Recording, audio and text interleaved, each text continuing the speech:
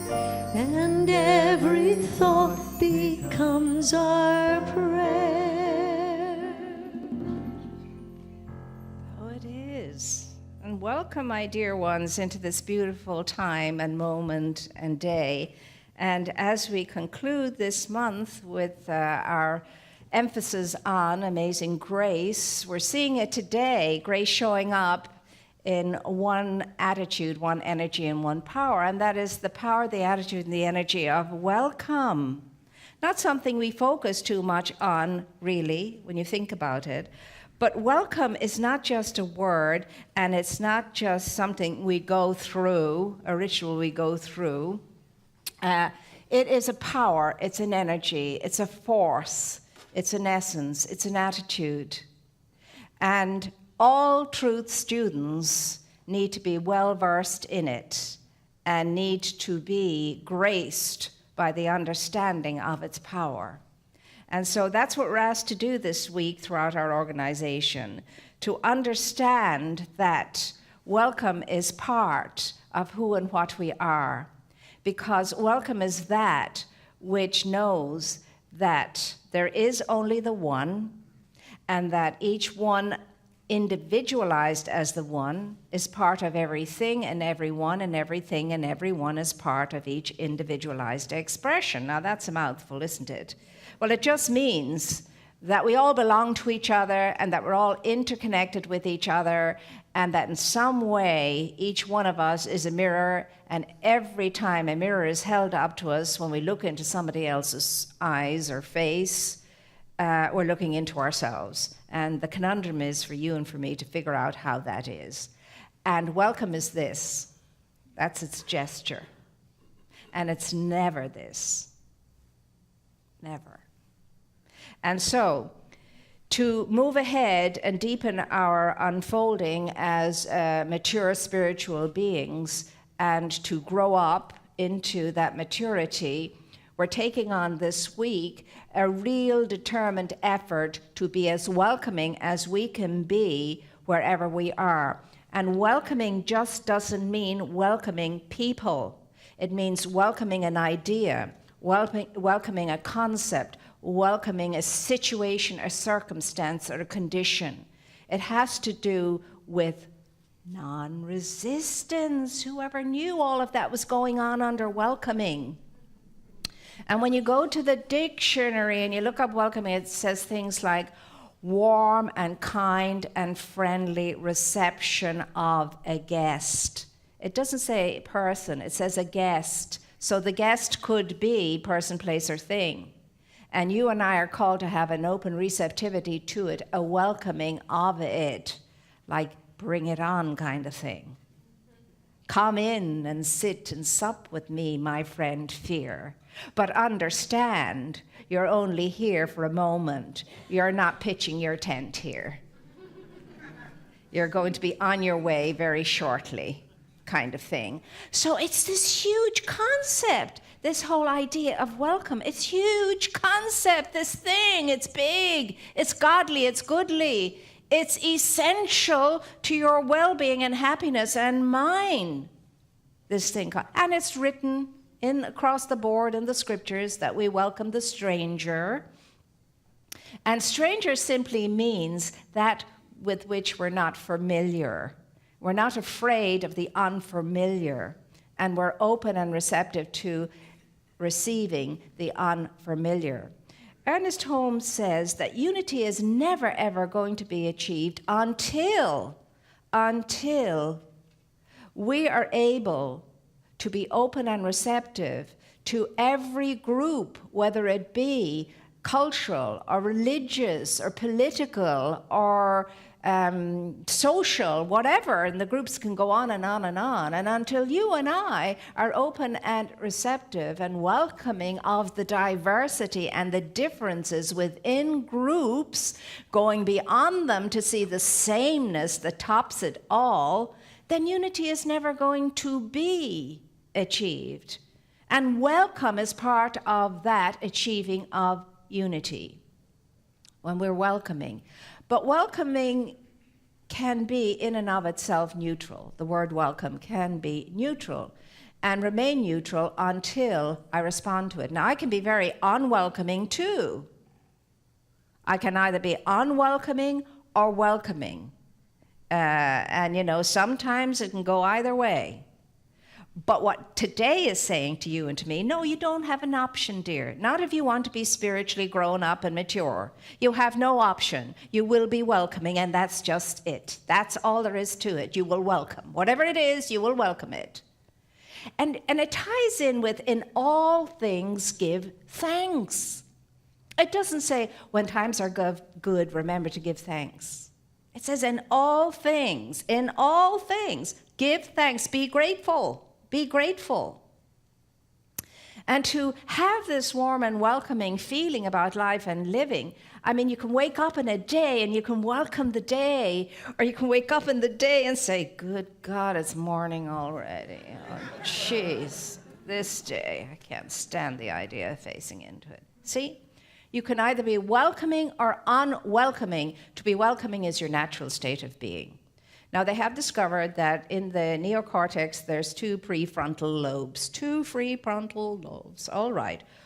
The left side has to do with yumminess and niceness and joy and happiness and goodness and kindness and all of that. And the left one has to do with dum dum da dum dum da dum dum dum dum dum. Everything miserable and awful and terrible and complaining and so on. And we are told that we come into this world with a slight tilt or a huge tilt toward one or the other. And our job is to make sure the tilt is on the left side, the heart side, the left side, so that we can be this open, receptive, welcoming blessing wherever we are. We can be the light in the world. And really, all that says to me, it's just the golden key, isn't it?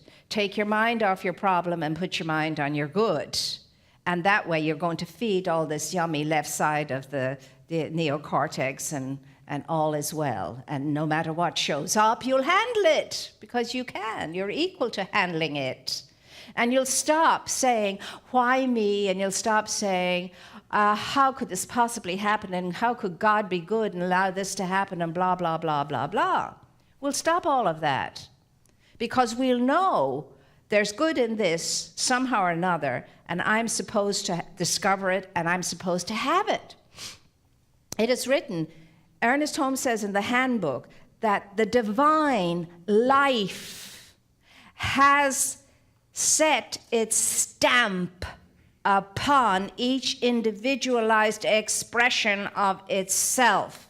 And yours and mine is the choice and privilege to image it, to reflect it, to give it full expression.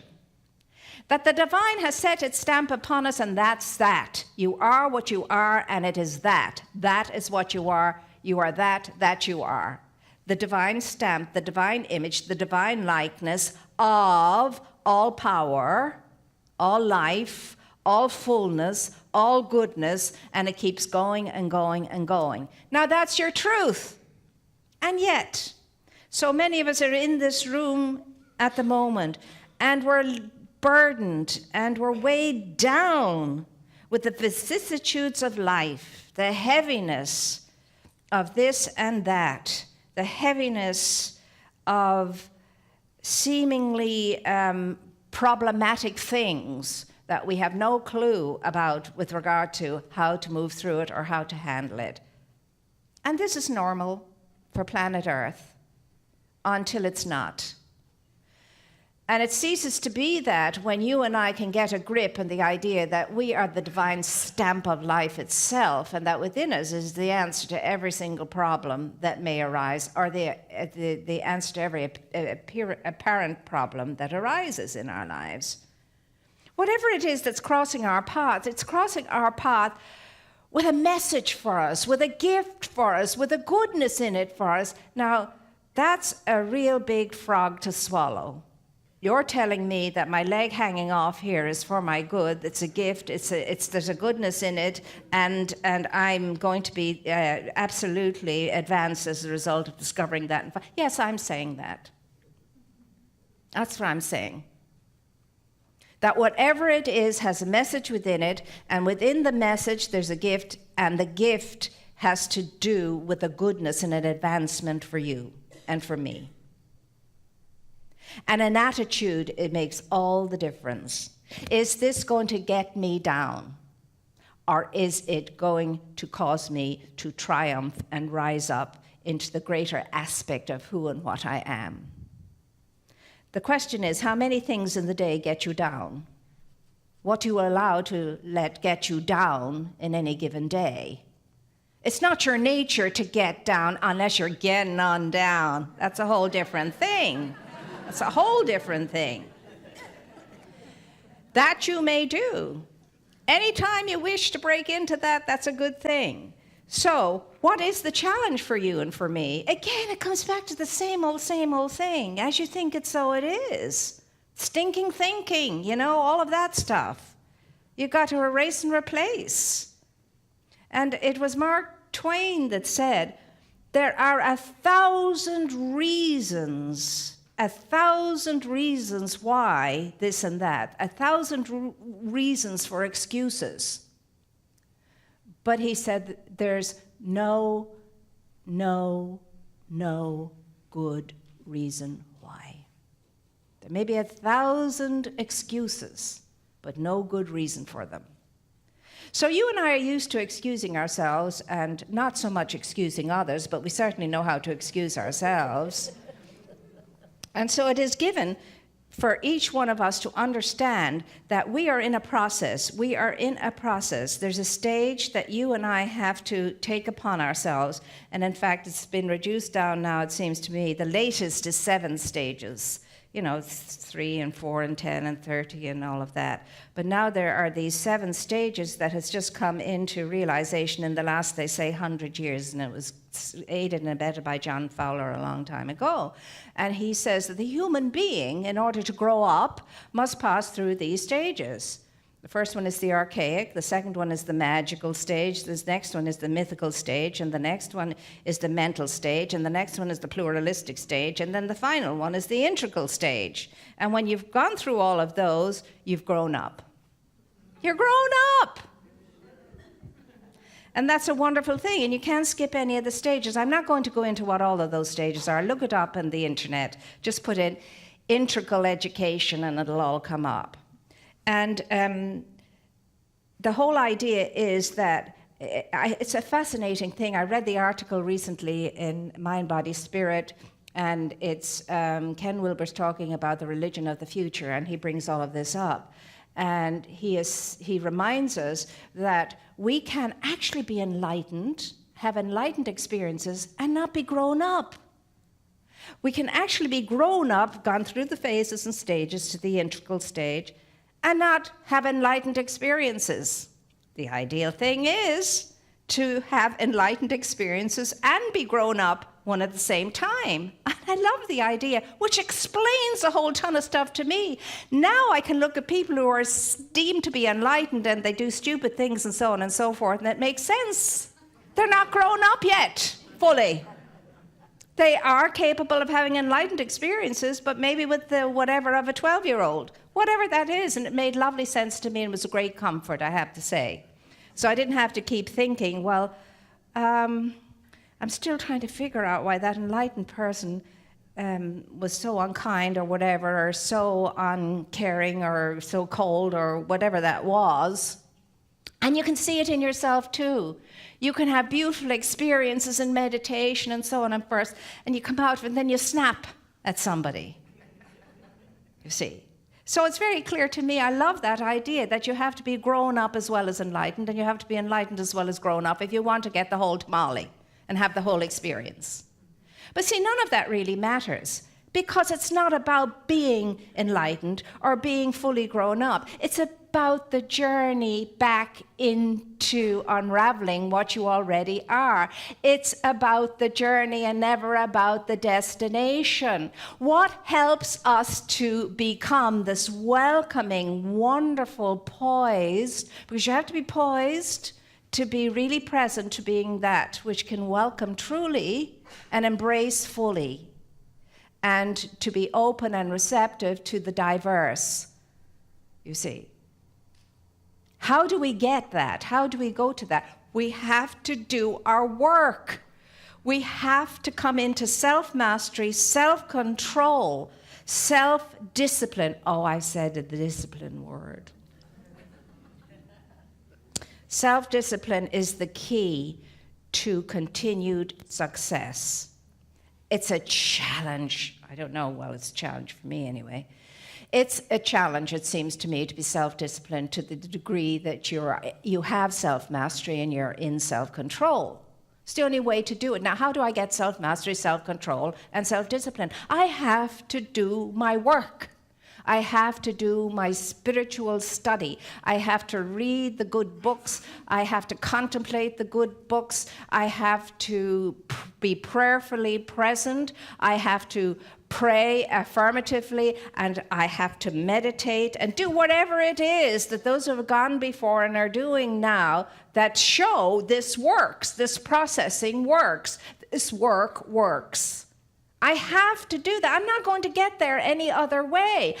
There's no shortcut to growing up in enlightenment. It's a process because you're wearing a body on three-dimensional planet Earth, a highly delusional, a highly seductive, addictive, beautiful, gorgeous, wonderful place.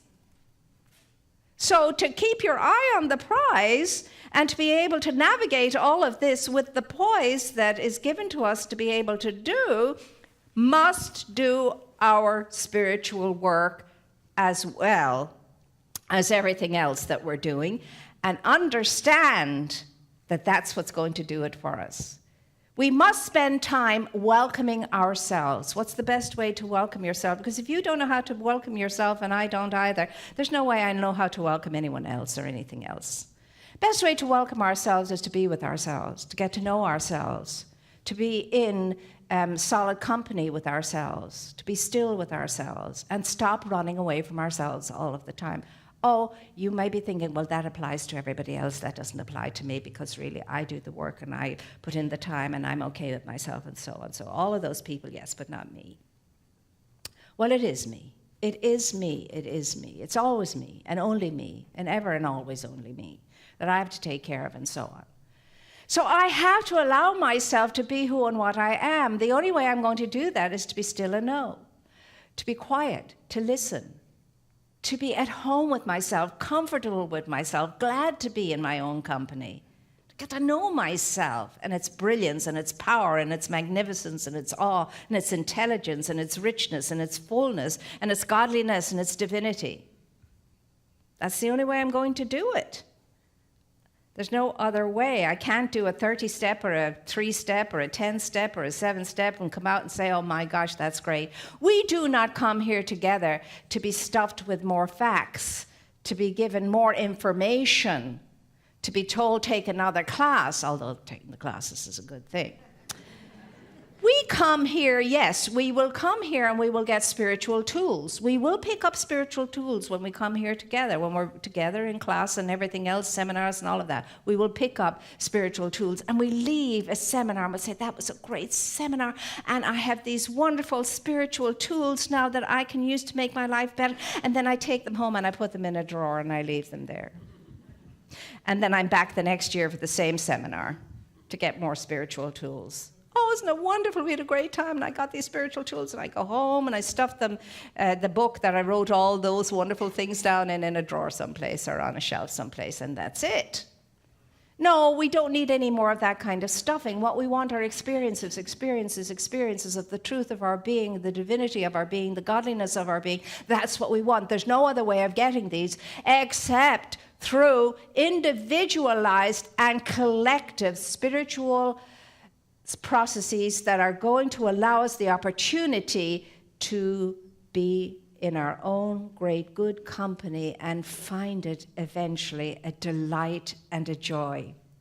But we are always running. We are running away. Away from what? We're running away from the present moment. Very few of us know how to be in the present moment and present to the present moment and be okay in the present moment, because here's the thing. The present moment is the only real moment. It's all there is. There's nothing else except the present moment. And in it, I have the super opportunity and I have all power available to me to accomplish and achieve and succeed at whatever I want to do that. In the present moment, in the here and now. But I'm running. How could I know what welcome is all about when I'm always running? I haven't got time to welcome anybody because I'm running. And where am I running? I'm running to the future. Where am I running from? I'm running from the present moment. I'm running right into the future where I think everything is going to be all right. And someday it's all going to be splendid and it'll all work out and I'll be where I want to be and I'll have what I want to have and it'll be lovely. So I can't get there fast enough, so I'm running away from the present moment into the future, not realizing I'm running into the end of my time here and away from the power of the present moment. Running. In a hurry. Not comfortable here in this present moment. So let myself run away into the future in my mind, if not through my body. Oh, I'm going to leave this place. It's a horrible place. I'll get out of this place, and when I go to so-and-so, it'll be good. It'll change. No, it won't. It's nothing to do with place. It has to do with attitude. And so this week, you and I are called upon to get out there and be that poised, open, receptive, receiving, welcoming presence wherever we are, with whomever we are, however we are, and to allow ourselves that wonderful freedom to acknowledge that all are welcome here. All are welcome here. Come unto me, all. Togetherness is what it's about. Unity is what it's about. Oneness is what it's about. What do these words mean in your daily life and living and mine? Unity, togetherness, oneness. What does that mean? Get that one out of my sight. I don't want to be anywhere near her. And as for him, if I never saw him again, it'd be okay. And so there's a lot of this that goes on. It's called resistance. It's called resistance. It's called resistance. And every time you see yourself doing this, you know you're resisting. And resisting is no, no, no. That's what resistant is. As resounding, shouting, deep, no, no. And there's a whole lot of resistance going on within us all, one way or another, to some degree or another.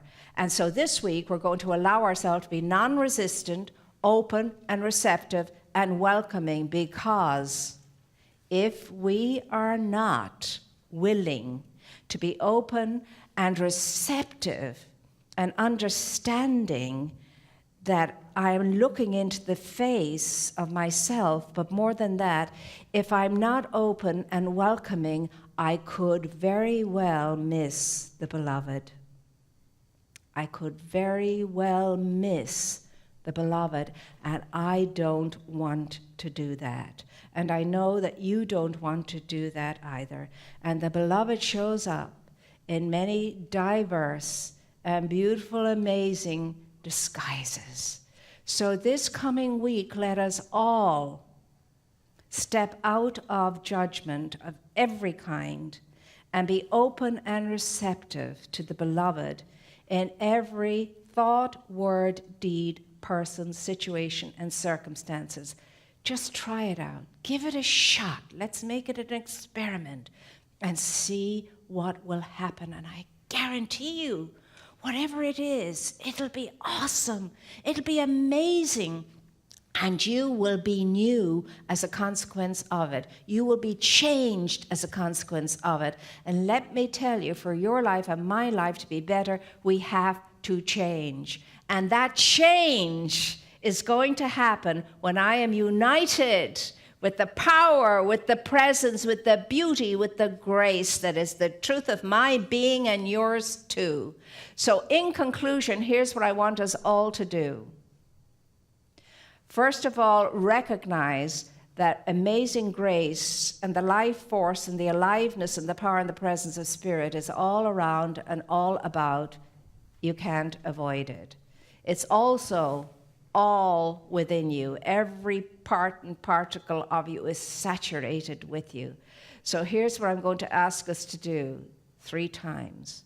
We're going to breathe deeply 3 times, but as we breathe, we know we are breathing in all the power, all the presence, all the aliveness, all the godliness, all the divinity there is. And when we're breathing out all the aliveness, all the godliness, all the goodness there is. We cannot escape it. It's oceanic. We're in it, and we are the waves in it, and we are going to become one with it now. So as you breathe it in, allow yourself to feel its power and its presence coming into you, and allow yourself to feel the power and the presence going out from you as great grace and blessing everywhere. So now, on 3, let's do it. 1 and 2 and 3.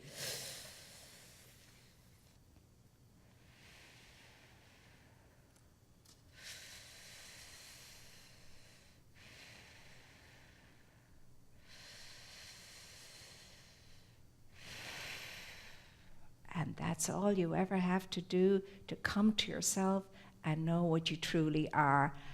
And so it is.